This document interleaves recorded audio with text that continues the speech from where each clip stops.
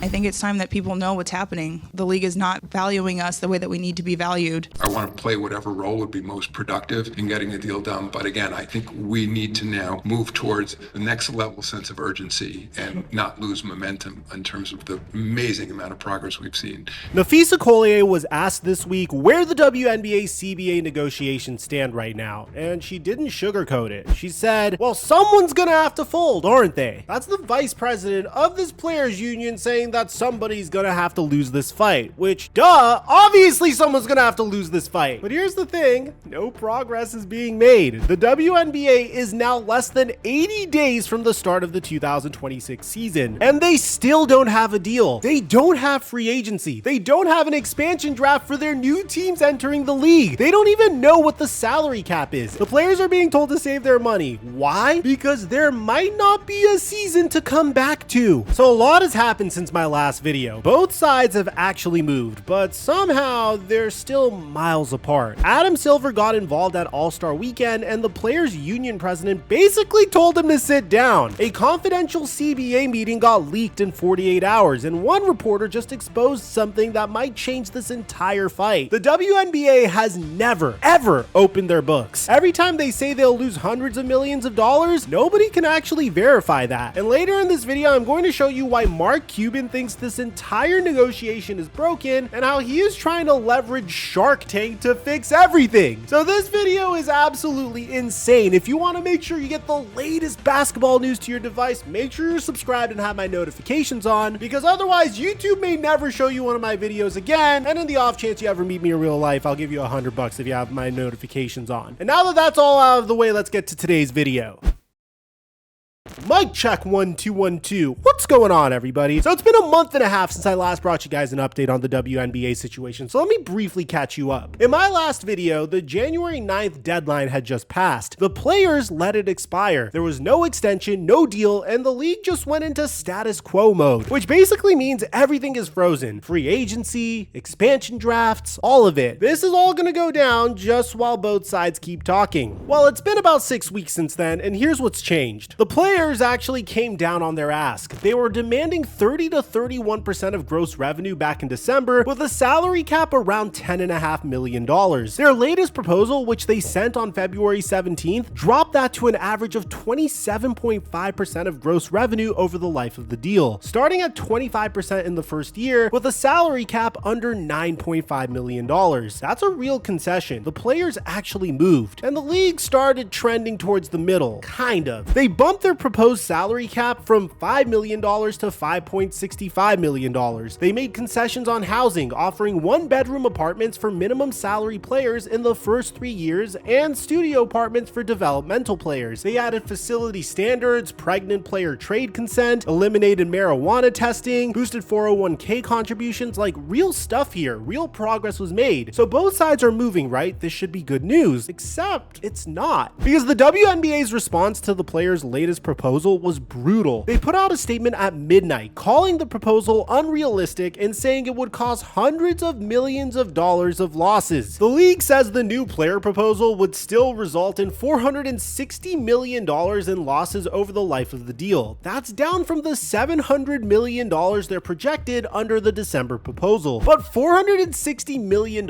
is still a crazy number. So here's the math on where they actually stand. The players want 25% of gross revenue in year one. The league is offering about 14.5% of the gross. That's still a gap of over 10% on the fundamental structure of the deal. And the salary cap proposals are $9.5 million versus $5.65 million, almost $4 million apart. Both sides moved a little, but they're still playing two completely different games. And this is the part that's tripping everybody up. It's not just about the percentages, it's about what those percentages are calculated from. The players want a cut of gross revenue. That's all the money coming in before the league pays any bills. The league is offering a percentage of net revenue. That's the money left over after they subtract expenses. And this isn't some small technical difference. The WNBA says they're offering players more than 70% of net revenue. That sounds amazing, right? 70%? NBA players get 50%. These players are getting 70. Except when you convert that 70% of net revenue into gross revenue terms, it comes out to less than 15%. Because the NBA is profitable and the WNBA is not. So the league is out here telling the public that we're giving players 70% of the revenue when players are actually getting less than 15 cents on every dollar the league brings in. That's the game being played right now. And one player had the most bizarre analogy about this situation, saying, "You want Applebee's and I want Chipotle. We can't even figure out what our order is," which is a fancy way of saying that these two sides are not even speaking the same language right now. All right, so here's where this gets personal. NBA All-Star Weekend was last week in Inglewood, and of course, Adam Silver couldn't escape the WNBA questions. During his press conference, Silver addressed the CBA talks, and he said something that was clearly aimed at the players. What I'd love to accomplish is sort of putting pressure on everybody. I think we need to now move towards the next level sense of urgency. We're getting awfully close to the 11th hour now. Now, on one hand, Adam Silver's right. Training camps are supposed to open in about 2 months. They need to get 2 drafts done, an expansion draft for Portland and Toronto, plus the college draft on April 13th. They need to fit in free agency, and then lawyers need time to actually write the deal once they shake hands. Silver's basically saying, look, the clock is real, hurry up. But here's the thing, he also refused to set an actual deadline. He said, I'm not ready to set a drop dead date. So he's basically telling everyone to hurry up, but he's also saying that there's no finish line. That's like your boss telling you a project is urgent, but not giving you an actual due date. And Nneka Ogwumike was not having it. She went on Carrie Champion and Jameel Hill's podcast, Flagrant and Funny, and basically she called Adam Silver out. I actually was a little bit confused when Adam said that, because as players, we have certainly had a sense of urgency, so much so, we've moved a substantial amount. And then she dropped receipts. NBA, they get 50% of BRI, which is actually closer to 40%. We actually started there per the suggestion of Breonna Stewart. Over time, we've come down and we've come down to degrees that are not equivalent to how the league has been proposing. And so we've now come down to somewhere closer to like 28%. And that was where we had not heard a response until just, I believe, this last Friday that we got a response. The league's first proposal had the players share at less than 13. They're still stuck on like 14.5. That's still where they're at. Doesn't demonstrate a sense of urgency from their side. In other words, don't tell us to be urgent. We've been moving and you haven't. And you know what's wild? I hate to say this, guys, but just trying to be unbiased here, she's actually got a point. If you look at the actual numbers, the players went from 40 to 27.5. That's a 12.5% drop. The league went from 13 to 14.5%. That's a 1.5% move. Now, obviously, those numbers aren't directly comparable because the league's operating from net revenue and the players are talking gross. But the optics? The optics look terrible for the WNBA. The players can say, we moved 12 points and they moved 1.5. And that's a pretty powerful negotiating talking point. All right, now here's the part of the story that I think changes everything, and most people haven't even talked about this yet. When the WNBA says the players' proposal would cause $460 million in losses, or when they said the December proposal would cost $700 million, how do we know what's true? The answer is we don't. Not to get political, because I think it's quite funny when he does this, but it's kind of like the equivalent of when Trump comes out and says this. Taking in almost $2 billion a day. We're taking in hundreds of billions of dollars. We'll continue to do so. Billions and even trillions of dollars in tariffs. Last week they found $29 billion and they couldn't figure out where it came from. I said, check the tariff shelf. So ESPN pointed this out right after the league put out that midnight statement. Annie Costable said, and I'm paraphrasing here, that the WNBA claimed hundreds of millions in losses but has never shared its financial records or provided clarity on how they calculate those projected losses. Think about that for a second. The league's entire argument is we can't afford what you're asking for, but they won't show anybody the receipts. And here's why that matters so much. The WNBA lost $40 to $50 million during the 2024 season. This is their best season ever. But here's the question. If you are losing that much money, why are billionaires falling over themselves to pay $250 million each just to join the league? 6 new expansion teams are paying $250 million apiece. That's over $1 billion flowing in. in. The Las Vegas Aces franchise went from being purchased for $2 million to being valued at $310 million. If this league is truly hemorrhaging money, why is everyone trying to buy in? And that's why WNBA players don't trust the WNBA. It's like Agumike basically said, they're claiming their pockets are empty while also holding the keys to a brand new Ferrari. Either the league is losing money and these billionaires are idiots, or the league isn't being fully honest about its finances. You have to choose one. And for the record, this is the same fight that always happens in the NBA. The owners claim that they're losing money. The players always say open the books. But the difference is the NBA players get roughly 50% of basketball related income. The WNBA players are getting less than 15% of gross. That's the gap. And until the WNBA opens up their actual financials for independent review, the players have every right to be suspicious about those $460 million loss projections. And that trust problem just got worse. So earlier this month, on February 2nd, the WNBA held a confidential meeting to discuss the logistics of the upcoming 2026 season and the state of the CBA. It was supposed to be private. It was supposed to be a safe space for the league to lay out its position internally. The details leaked in less than 48 hours. The terms the league was discussing, the proposals, the internal strategy, all of it ended up being public. And the backlash from players was immediate and intense, because once players saw what the league was actually discussing behind closed doors, they were not happy. This is important because CBA negotiations only work when both sides trust each other enough to be honest at the table. When confidential meetings get leaked in 2 days, that trust is gone, and it made the next round of proposals even more tense. It's like trying to play poker when your opponent can clearly see your hand. And here's the part that should scare every WNBA fan right now. The players aren't just talking tough anymore. They're preparing, like actually preparing for a work stoppage. Nafisa Collier went on Yahoo Sports Hoops 360 podcast this week and said something that tells you everything. Well, for the past, I would say, like year and a half, the executive committee has been urging everyone to save their money because we knew the negotiations were coming up. We never know what's going to happen. You know, if there's not a season, we want to make sure everyone's prepared.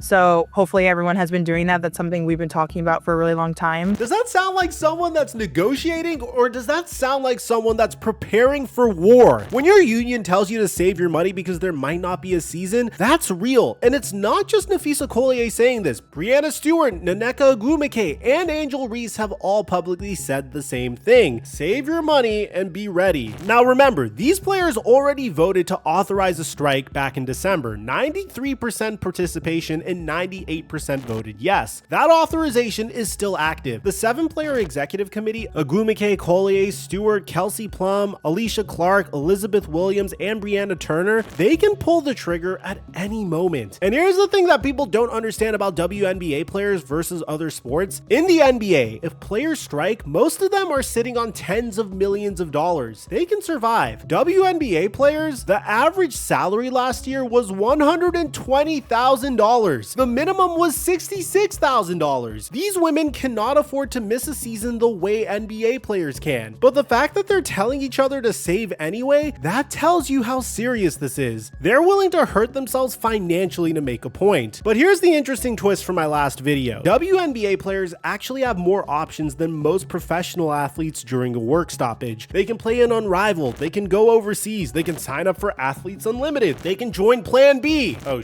it's Project B, isn't it? We'll just call it Plan B. Why not? Unlike NBA players who are locked into one league, WNBA players have fallbacks, and that changes the math. It makes a strike more survivable for them, which makes the threat even more credible, which is exactly why the league should be worried.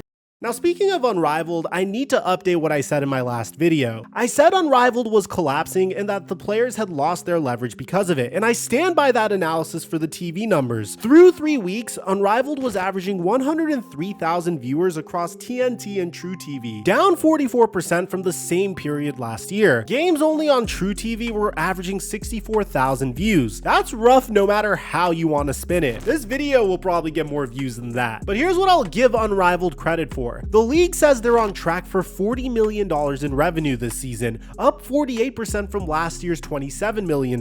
Merchandise is up over 50%. They sold out a 17,000 seat arena in Philadelphia for their tour stop, and Angel Reese just came back to play on February 20th to try to boost things. So Unrivaled isn't dead, but the big question is still the TV deal. That TNT contract is reportedly worth 9 figures over 6 years with an opt-out after 3. Year 3 is next year. If the ratings don't turn around, TNT can walk. And without a TV deal, no amount of merch sales is going to save this league. So as leverage in CBA negotiations, it's still shaky at best. The WNBA owners can look at those TV numbers and feel pretty confident that Unrivaled isn't going to replace them anytime soon. Alright, so while everyone's fighting over percentages, Mark Cuban came out of nowhere this week with a completely different idea. And honestly, it might be the most interesting thing anybody has ever said during this entire negotiation. Cuban went on X and basically said the whole CBA structure is broken because WNBA teams simply don't have the money to pay players what they want through traditional revenue. His solution is let WNBA teams pay players NIL money, like college. He said teams should be able to go to local sponsors and work out payment deals that go directly to the players, funded by the sponsors, not the team's cash flow. Create a cap per player based on years of experience. Pool some of the money for competitive balance. Basically take the college NIL model and apply it to the WNBA. And then he said the quiet part out loud. He said he talked to a few athletic directors and asked what the going rate is for a star player on a power conference women's basketball team right now. The answer is $500,000 to $1.2 million. That's what the top college players are making through NIL. Plus they get room and board, free education, and they can transfer anytime they want. They're basically free agents in college, which means, and this is the part that should terrify the WNBA, every star college player who enters the league right now is taking a pay cut. Caitlin Clark made $78,000 her first year in the WNBA. She was probably making more than that in NIL money at Iowa. Angel Reese made $73,000 as a rookie. These players are literally losing money by going pro. And Cuban's point is, at some point, the best prospects are just gonna stay in college longer. Why leave $1 million NIL deal for $66,000? Now, at the same time, Mark Cuban admitted that he was spitballing. He even joked that if they came on Shark Tank, that's what I would suggest. And critics immediately pointed out the problem with this. The reason why NIL works in college is because alumni and billionaires care about their school. Nobody's got that kind of emotional attachment to their local WNBA team. Not yet anyway. So we're getting very close to deadline time, guys. The season is supposed to start on May 8th. Before that can happen, the league needs to finalize the CBA, conduct an expansion draft for the Portland Fire and the Toronto Tempo, the two franchises that have already paid $250 million each to join the WNBA, then run free agency where roughly 80% of the league's players are unrestricted, then hold the college draft on April 13th, then open training camps around April 19th, and then lawyers need time to write up the actual legal documents. Oh, and the expansion draft has already been delayed. Front Office Sports reported that if a deal wasn't done by mid-February, the season would be delayed. Well, it's past mid-February and there's still no deal. Some league sources have since said that they could still avoid a delay if an agreement is reached by April 1st. So that's the next deadline, guys, 5.5 weeks from now. And they're still 10 percentage points apart on the most fundamental issue. Adam Silver said it best, even though it was obvious. I've been through so many cycles of collective bargaining. Often things tend to get done at the 11th hour. We're getting awfully close to the 11th hour now. But here's the problem with the 11th hour strategy. In the NBA, when teams miss a deadline, both sides can survive. They've got billions of dollars in the bank. In the WNBA, missing the deadline could mean no season. And no season could mean the expansion teams want their money back, the TV deal gets renegotiated, the sponsors bounce, and all that momentum from Caitlin Clark disappears overnight. There is no safety net here. So if this is your first time watching one of my videos, make sure you're subscribed because otherwise YouTube may never show you one of my videos again. They changed the algorithm. There's only 3 long form videos on the homepage now. I don't know why they did it. I'm trying to fight back. Aside from that, I'm your boy Mike, and I'm dropping our mic until our next upload.